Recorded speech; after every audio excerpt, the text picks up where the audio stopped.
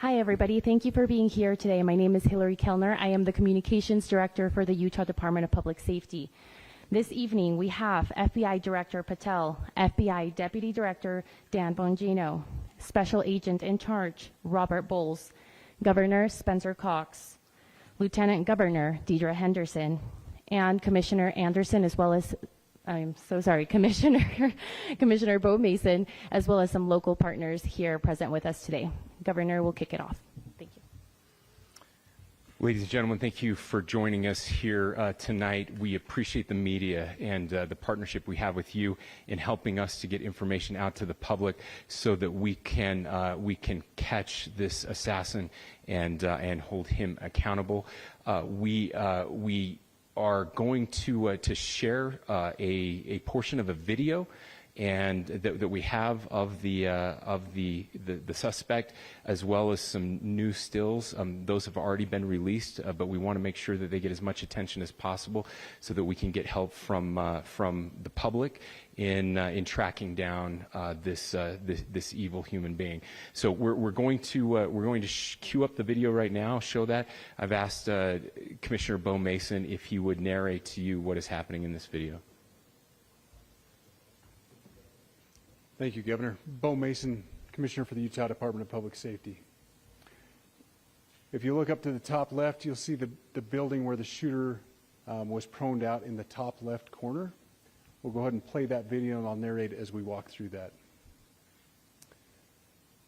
So here you see the suspect ran behind that upper building. He's going to come out on the right, moves to this far right corner. As he does, he's going to climb off the edge and then drop down to the ground. As he did that, he left some palm impressions. There's some smudges, some places we're looking to collect DNA. There's a shoe imprint where we believe the suspect is clearly identified as wearing Converse tennis shoes. Again, we'll replay that again so you can get another view of that. It's important to note his black T-shirt, his black pants, and there appears to be some white on the soles of those Converse tennis shoes. Those are all identifiable items that we're looking for. In the stills that are going to follow this, you're going to see a very distinctive T-shirt with an American flag and appears to have an eagle on it. There's also a baseball cap with a triangle on it and a pair of sunglasses. All distinctive, all things that we would ask the public to look for and try to identify if they know someone who has those items, who has been seen wearing those items. We're looking for all that information. Here you see the suspect after dropping off the building. He moved around across this grassy area, around the parking lot. We're going to pan to the right.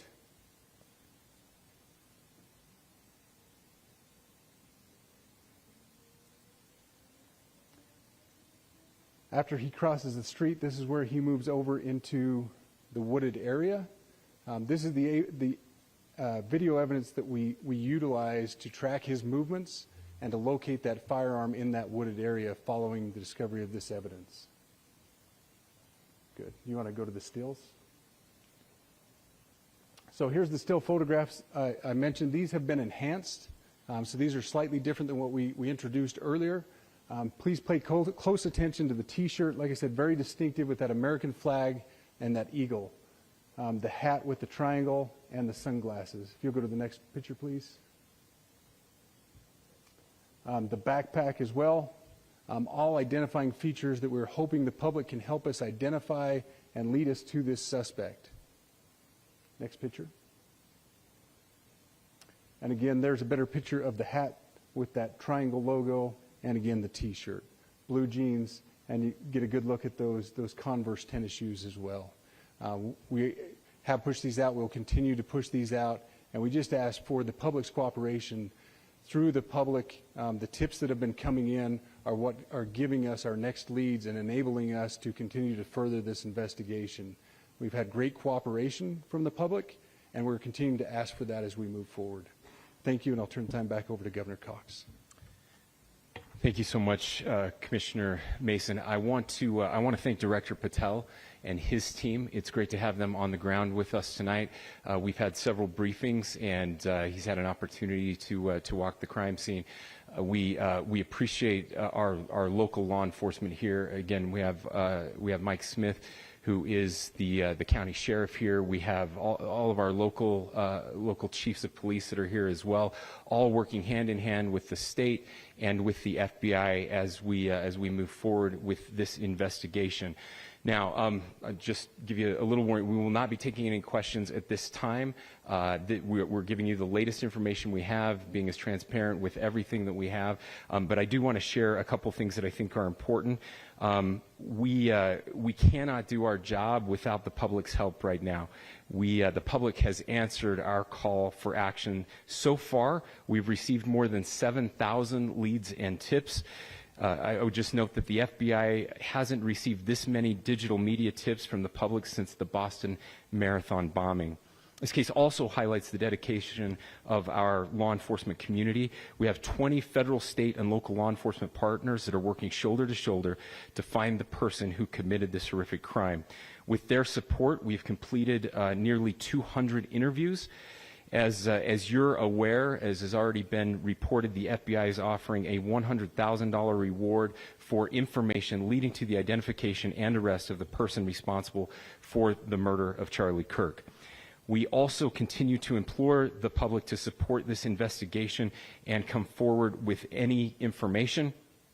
We are truly hopeful that this video and new photos will lead to even more tips. We are processing. We have an incredible team, a state and federal team working together to process those tips. We are going out in tandem to interview any potential person of interest or suspects. But we need, again, we need as much help as we can possibly get.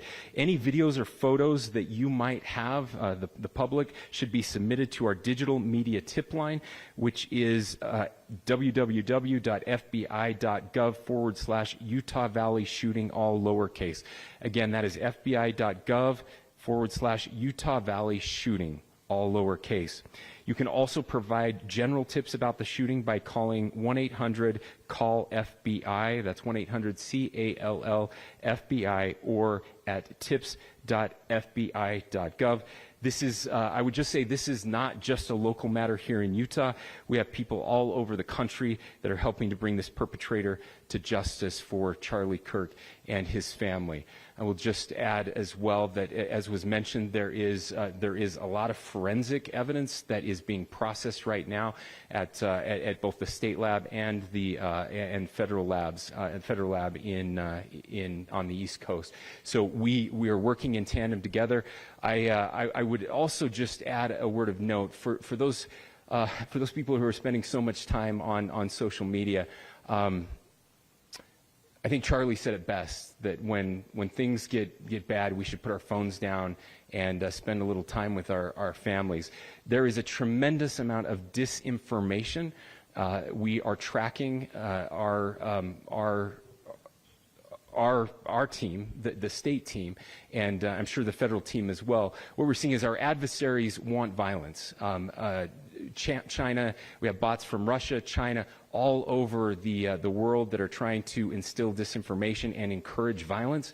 I would encourage you to ignore those, to turn off those streams, and to spend a little more time with our families. We desperately need some healing. We'll have more to say about that in the days and weeks to come. More than anything, we are going to catch this person. Last thing I will just say is we've been working with our attorneys, getting everything that we need, affidavits ready, so that we can pursue the death penalty in this case, and that will happen here in the state of Utah. Again, to the public, to those who are grieving, thank you for your prayers. I know we are feeling those prayers.